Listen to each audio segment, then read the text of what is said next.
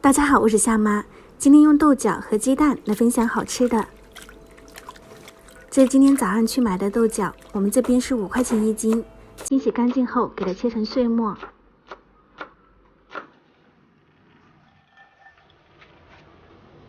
在里面加入1勺盐，给它抓出水分后腌制15分钟。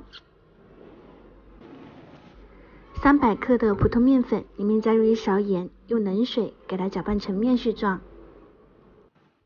再下手揉成面团，再给它松弛15分钟。往里面打入5个鸡蛋，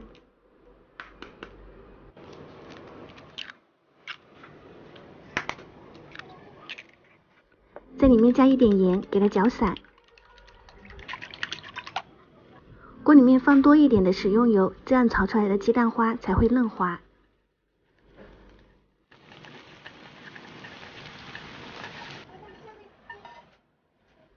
腌好的豆角挤干水分，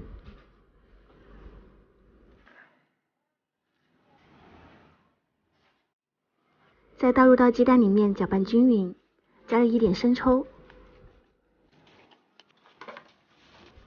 醒好的面团拿出来稍微给它揉一下，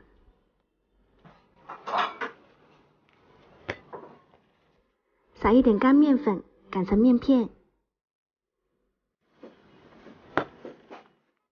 像这个样子就可以了。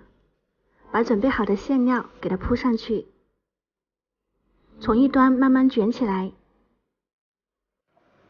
再用刀切成同等份，边缘给它捏紧。锅里面热油，下入捏好的豆包，煎至一面金黄，给它翻面，全程用小火。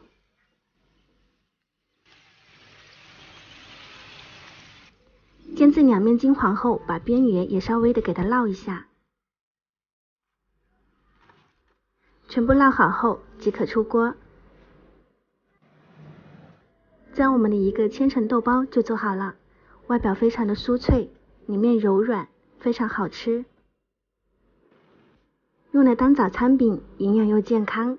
喜欢的朋友可以收藏起来试一下哦。感谢您的观看。